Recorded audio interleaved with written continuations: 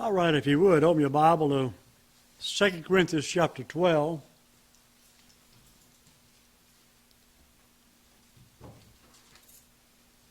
We're going to read verse 7 through 10 again.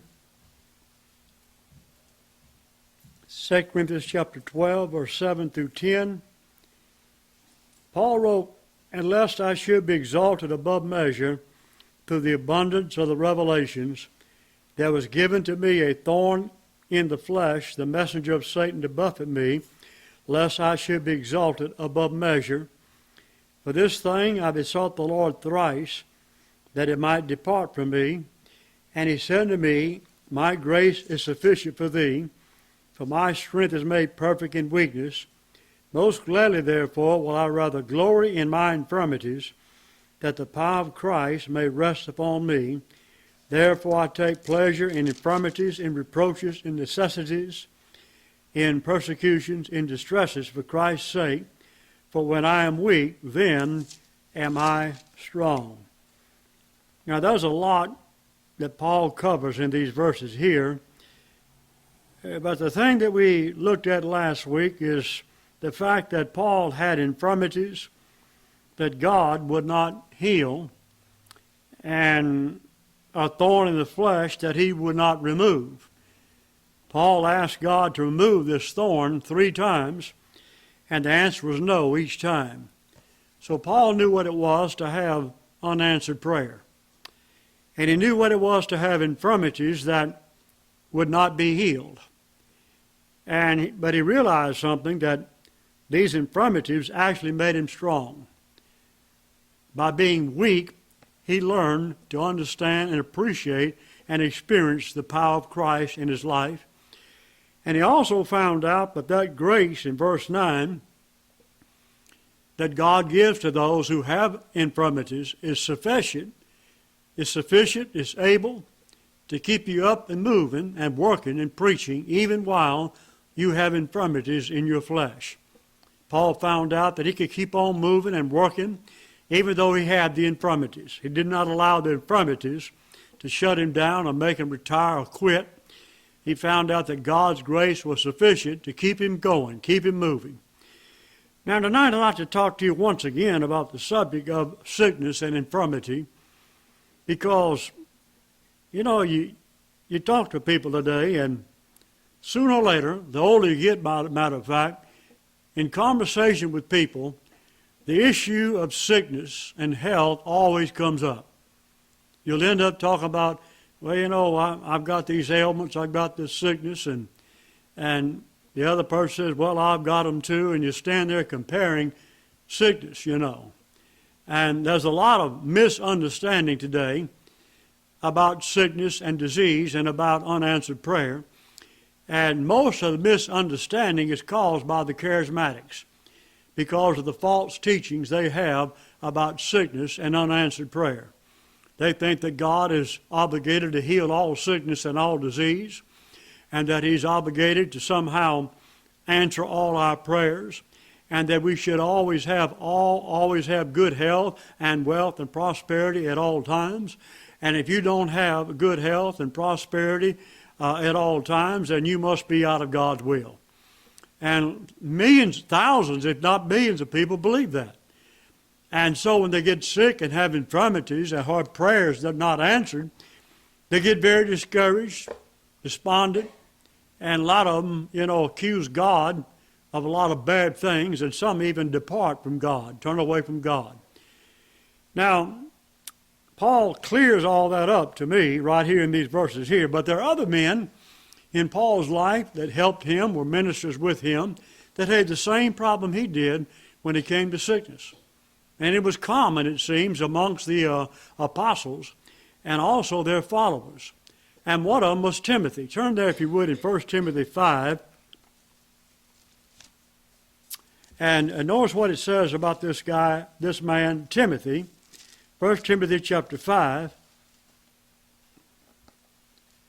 In verse 23, now this is a very enlightening verse. 1 Timothy 5:23. Paul said to Timothy, he said, drink no longer water, but use a little wine, for thy stomach's sake, and thine often infirmities. Now, Timothy was like Paul in that he had infirmities in his flesh. As a matter of fact, you notice that Paul said he had often infirmities. What does that tell you about the man?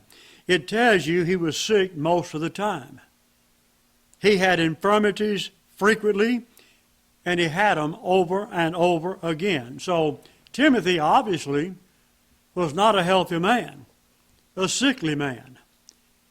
But yet, what kind of man was Timothy? Was he a bad guy, a carnal Christian? No, he wasn't.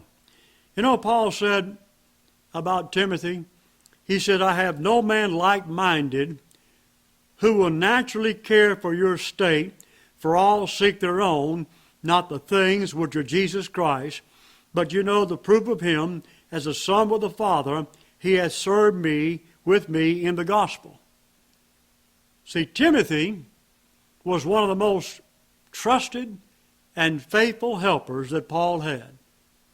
Paul had nothing but praise for Timothy. Everything he said about Timothy was good. He said that no one was like-minded with him as Timothy was. He always put the things of Jesus Christ first and himself last. He was a very dedicated, a very faithful servant of the Lord.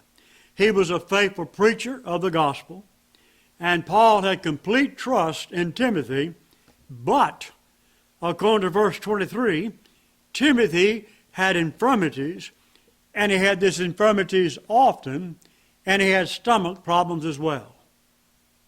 Isn't that amazing? Now, what do we learn from that? Well, first of all, in Timothy, we see, again, that sickness is not a sign that a person is out of God's will. It doesn't mean that God is chastening them for sin. Now, in some cases, that might be true, but not in the case of Timothy. Next to Paul, he is one of the most faithful and spiritual Christians in the New Testament. Yet the man was sick most of the time and had stomach problems frequently. He had them so often that Paul mentions his infirmities in this epistle, which billions of people have read. So it was no accident that the Spirit of God told us about his infirmities, the infirmities of Timothy. You know, words mean things, and it's obvious that the Spirit of God wanted us to know this. God's Spirit wants us to know that even the best of Christians, like Timothy, get sick and stay that way for years. That's why God put that in the Bible. You know, every word of God is right and pure, put in the Bible for a reason. God didn't waste words, and the Holy Spirit of God inspired Paul to write down the fact that this man, Timothy, as great a Christian as he was, had often infirmities. And you know what? Through the years, I imagine there's a lot of people have read that verse, and it's meant something to them. It was a comfort to them to know that I'm not the only one suffering from infirmities.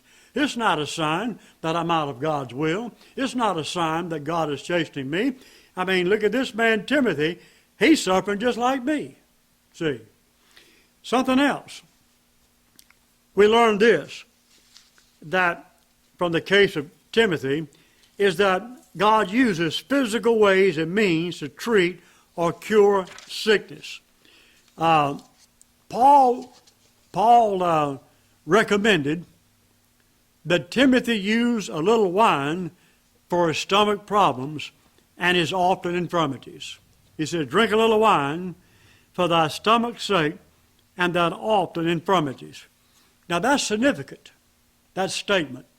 It's significant because, you know, in Paul's early ministry, he would not have recommended medicine for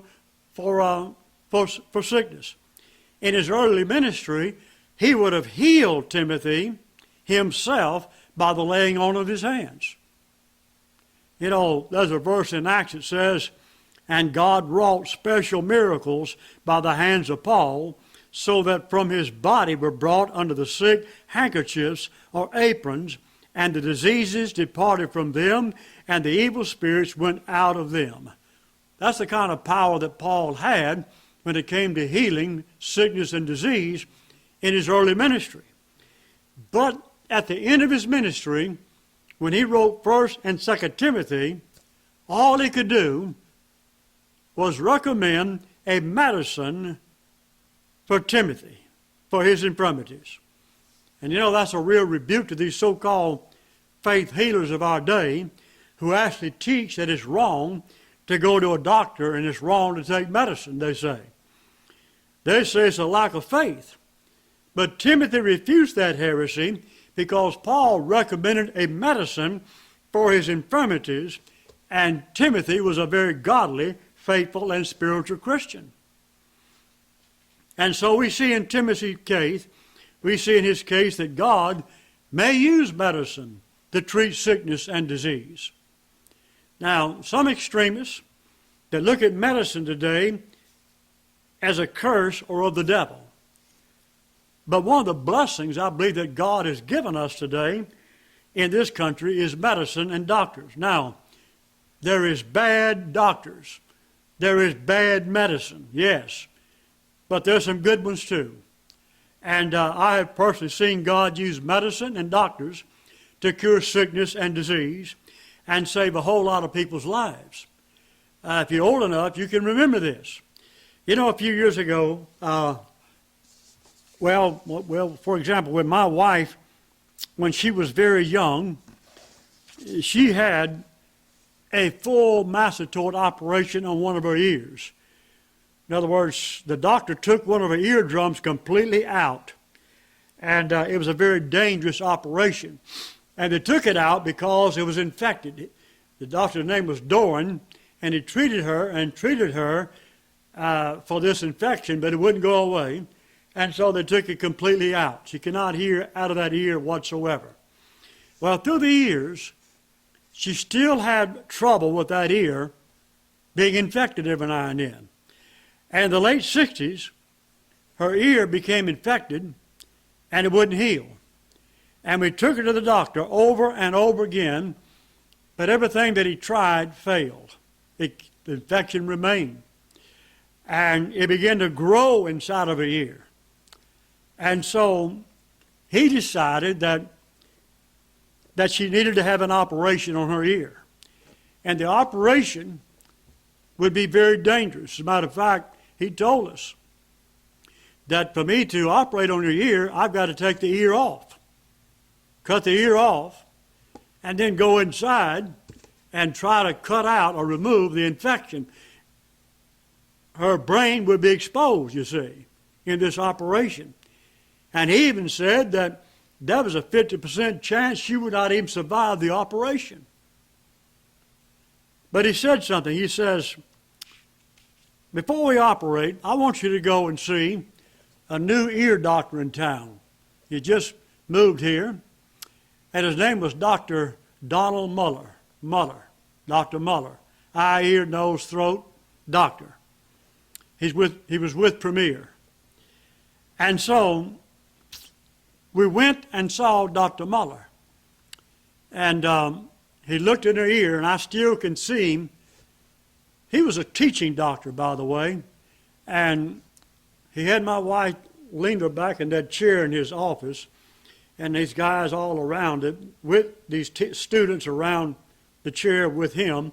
And Dr. Muller looked in her ear, and I could see him shaking his head. And I could almost read his mind, you know. What has this other doctor done, you know? And so he prescribes eardrops for her ear. Milky-looking substance you drop in your ear. And I still remember what the prescription costs, $15. And so we put these eardrops in her ear, and within, a week and a half, her ear was cured. It was cured. The other doctor, he's about to operate on her, and the operation was very dangerous. This other doctor, he recommends eardrops, $15, and it cures the ear in a week and a half time. And no doubt that those eardrops may have saved my wife's life, you see. Another example would be Lance Armstrong, the bicyclist. You know, he won the Tour de France race 7 times. Well, he had cancer, same type that my son had. He had cancer in his abdomen, he had it in his lungs, and even his brain. And he was treated by intensive chemotherapy, and also had a brain operation where they went into his brain and cut out the cancer. Well, he was cured. And matter of fact, he went to the same doctor my son went to, Dr. Einhorn, in Indianapolis. And after he was cured, you know, he went on to win the Tour de France 7 times. And at one time, he was the best conditioned athlete in all the world. And you know what? The man was lost. He wasn't saved. I read his book. He wrote a book during the time that he was sick and mentioned no faith whatsoever about being saved. But anyway, good doctors and good medicine cured that fellow of cancer, had it all throughout his body. And no doubt God uses medicine and doctors today to cure sickness and disease. In our lifetime, if you're old enough, we've seen doctors and medicine cure polio, they cure tuberculosis, whooping cough, smallpox, malaria, meningitis, many forms of flu, some forms of cancer, some heart disease, some diabetes. Now, you know what? We take these things for granted. But you know what? A few years ago, those diseases killed everybody who had them. All of them did, just about. Anybody that got those diseases in the past, they died. There was no remedy, no cure. But today there are medications that will cure them. And so medicine and good doctors are spiritual blessings. And I say don't fail to use them when you need them. And that's why when I pray for someone that's sick, I pray that God will guide the doctors to make the right decisions and prescribe the right medicine. When we went to the doctor this past week, Dr. Cameron, her oncologist, and I told him, and I meant it too, that I pray for him, and I do pray for him. And so I want you to know that I do pray for you. And I pointed to his hands. I say, I'm praying that God will give skill to your hands that you don't have now, and wisdom to your head you don't have now. And no, he appreciates it. He appreciates the fact that somebody's praying for him. And I do pray for him. I pray for any doctor, especially working on me, right? I want him to be the best doctor that he can be. So anyway, what I'm saying is, don't think that all doctors are bad and all medicine is bad, because they're not. Thank God they're good doctors. The bad doctors give the good ones a bad reputation, and the bad medicine give the good medicine a bad reputation. Same way with preachers, you know, there's good ones, there's bad ones, but not all of them are bad. Thank God for that. Something else. Timothy is also rebuked to those who say that healing is a part of salvation and the atonement. You know, charismatics say that Christ died to make you healthy, and that healing is a part of the atonement. You remember years ago, Kenneth Hagin, that old Pentecostal charismatic preacher, used to be on radio and television. He said this one time. He says, I believe it is the plan of our Father that no believer should be sick. He said, I state boldly, it's not the will of God my Father that we should suffer with cancer or other dread diseases that bring pain and anguish. It is God's will that we should be healed. That's what he said. And Oral Roberts, you remember him, of course, charismatic Pentecostal preacher. He believed and said the very same thing that Hagin said. That it was God's will, it was not God's will for any of his children to be sick, and that it was God's will for them to be healed if they are sick. What Oral Roberts didn't tell you is that he was kept alive by a pacemaker. All those years, this guy is saying that it's not God's will for you to be sick, and that if you are sick, you can be healed and will be healed. This man is being kept alive by a pacemaker. What a hypocrite. Nobody knew that. until about the time that he died. Well, folks, if it's God's will for his people to be in good health, why was Timothy sick? See? If healing was in the atonement, why didn't Paul tell him to drink? Why did Paul tell him to drink a little wine for his stomach problems and his often infirmities? I mean, is wine a substitute for the atonement? If healing were if it's in the atonement, Timothy wouldn't need medicine at all. Paul would have told him to believe that Christ died to heal him as they believed Christ to save him. And if healing was in the atonement, the cross of Christ would have healed him. But all Paul could do was recommended wine to the man, which treated the symptoms of the sickness. It didn't cure him, it just relieved the pain, I guess. So if healing is in the atonement, like the charismatics say, then surely this man should have been healed. I mean, did the merits of the cross cease for Timothy? If we're saved and healed by the cross, Timothy should have been healed. If anybody would have been healed by the cross, if it's in the cross, healing, this is the one that should have been healed, right here, Timothy. One of the best Christians who ever lived. Well, you say, well, doesn't it say that by his stripes we're healed? Actually, it says by his stripes we were healed. Timothy said, we were past tense. And yet, James, writing to the same people that Peter wrote to, he said, if someone is sick, call for the elders of the church, that they may pray over him and anoint him with oil, right? So if we were healed, why is James writing about people who are sick? Who shouldn't be sick if healing is in the atonement? Now, the healing of that verse in Peter is spiritual healing of a spiritual fatal disease called sin. When you get saved, it's as if you're saved from a deadly disease, the disease being sin. That's the healing. The healing is not physical infirmities or sickness. It's spiritual disease. It's a fatal disease. It's worse than any disease in the world, the disease of sin. We are cured by the cross of Christ of that disease. Now, here's another man in Paul's life and ministry to take notice of, Trophimus. Look, if you would, to 2 Timothy 4. 2 Timothy 4:20.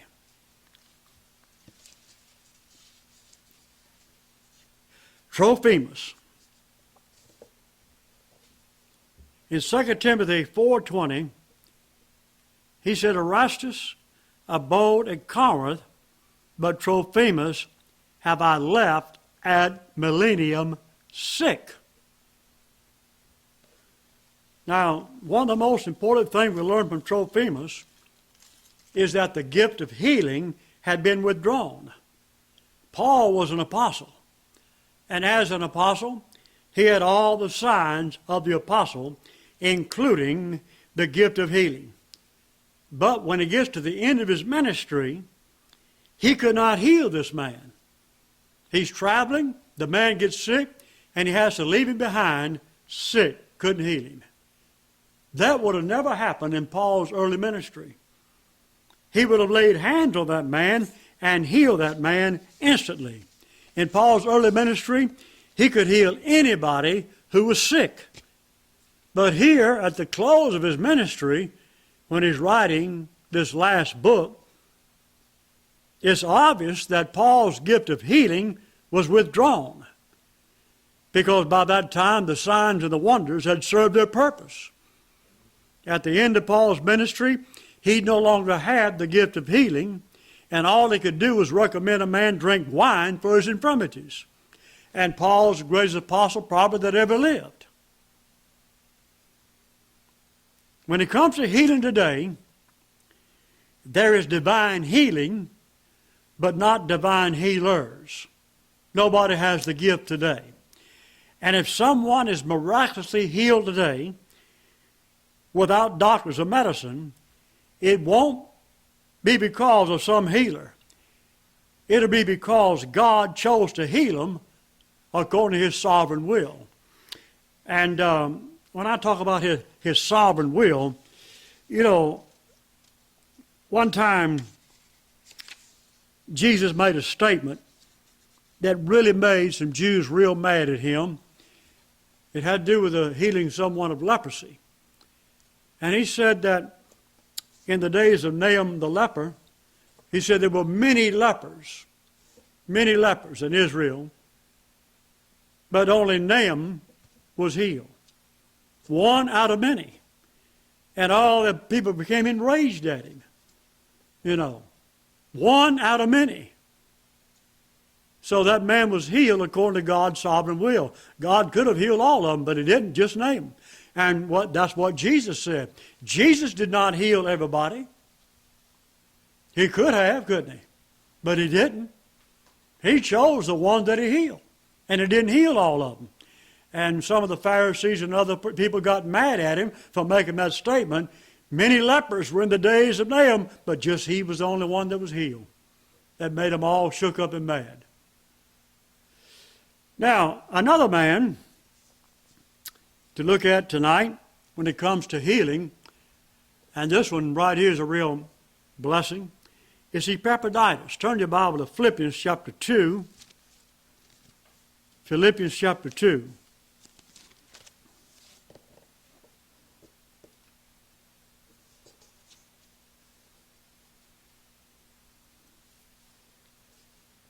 Philippians 2, 25. Now, I just got through talking about Timothy in verse 19 through 23, and now he's going to talk about someone else, a helper of his, Epaphroditus. And in Philippians 2:25, he said, "Yet I suppose it necessary to send to you Epaphroditus, my brother and companion in labor and fellow soldier, but your messenger, and he that ministered to my wants. For he longed after you all, and was full of heaviness, because that you had heard that he had been sick. For indeed he was sick, nigh unto death. But God had mercy on him, and not on him only, but me also, lest I should have sorrow upon sorrow." And then notice verse 30.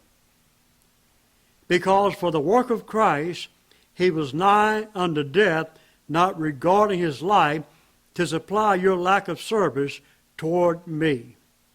Now this man Epaphroditus was sick nigh unto death, but it appears that God healed him. It appears that way to me.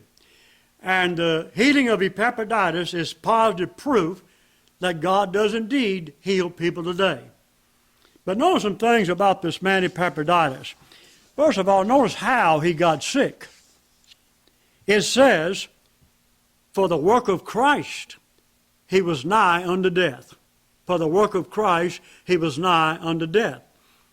That tells you, you can get sick serving the Lord.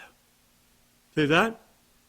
Here's a man who worked and served with Paul, got sick because of his work. Being a servant of the Lord is no guarantee of good health. It was not because of the works of the flesh he got sick. It was because of the work of Christ he got sick. That again refutes the lie that sickness is chastisement for sin. This man got sick because he was serving the Lord and not because he was living in sin.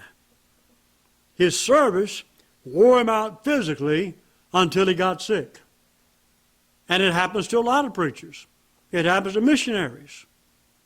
My brother one time, who was a missionary in the Philippines, he had to come home from the Philippines. He had had a nervous breakdown and had to come home. And when he came home, we could hardly recognize he was a skeleton. And the ministry, he was a young Christian, went to the Philippines, and he and another man began to work there in the Philippines back in the 1950s. and it just overwhelmed him to the extent that it just, he had a nervous breakdown, just put it mildly, and he really did. And I'll tell you a story about that. His doctor was Dr. McVeigh, by the way, Pettigene. But anyway, when he got back to the States, Dr. McVeigh put him in the hospital, and they ran a bunch of tests on him to see if there's anything physically wrong with him, but they couldn't find anything. So it was all a mental problem. And so Joe told this story. He said the Dr. McVeigh came in there one day and shut the door, sat down beside him, and Dr. McVeigh knew what the problem was. The problem was in the head, not in the body.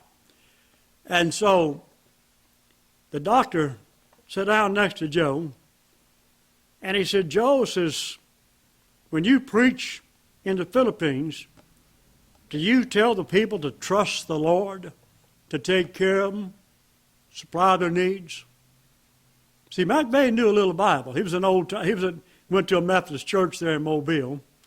My mother used to bug him about being a Methodist every now and then. But anyway, he knew some Bible. And he asked my brother, he says, don't you tell the people of the Philippines to trust the Lord, to take care of them?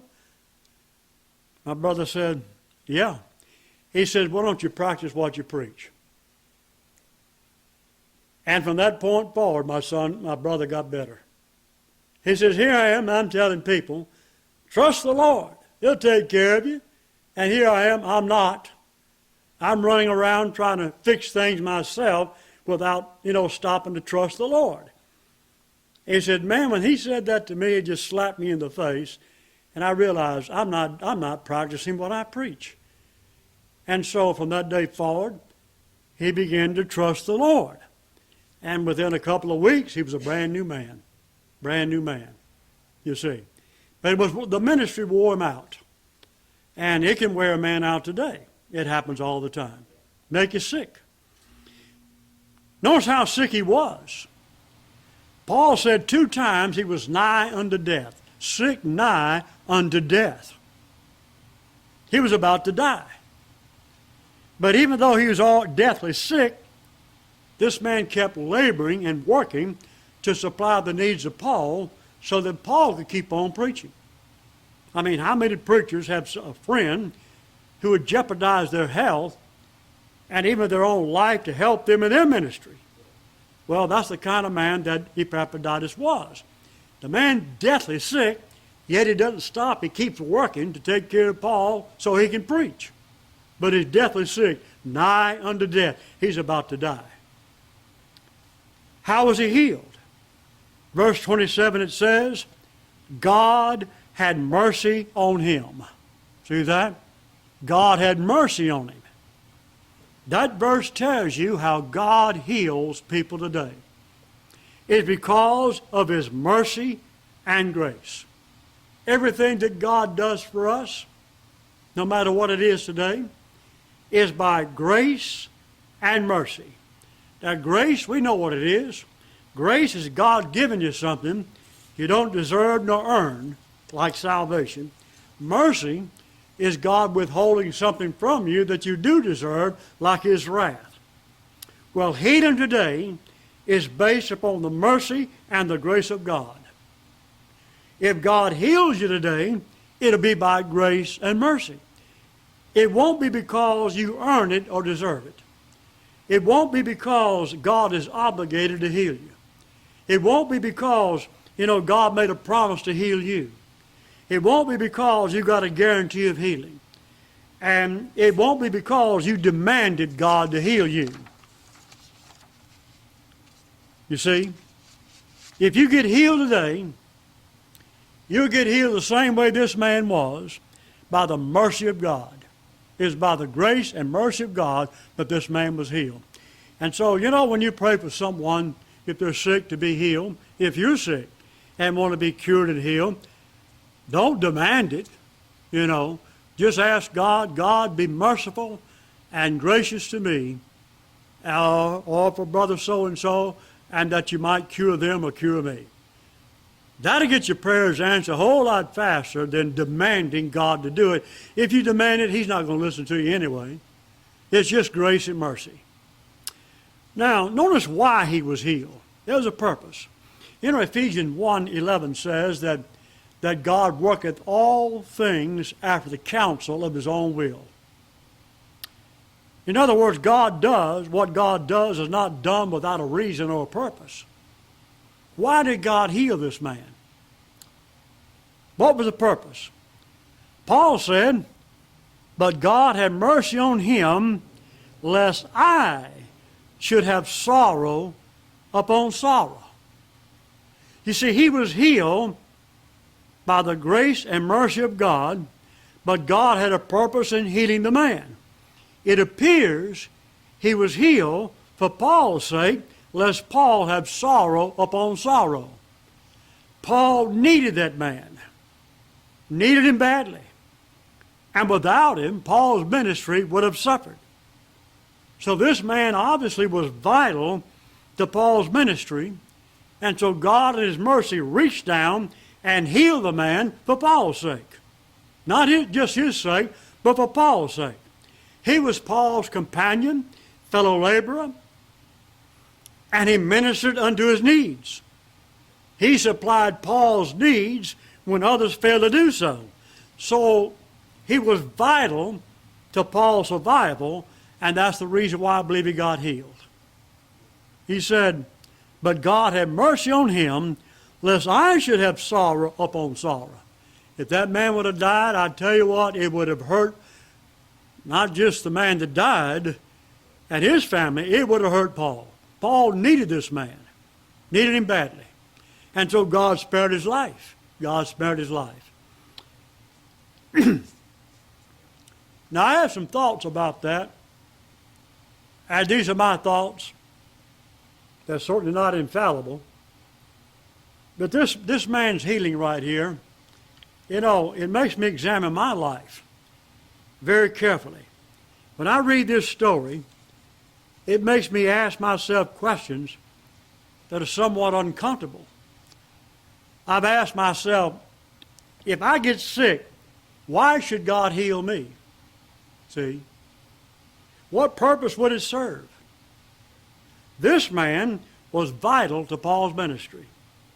His sickness caused Paul sorrow, and his death would have caused him sorrow upon sorrow. Paul's ministry would have suffered greatly if God had not healed this man.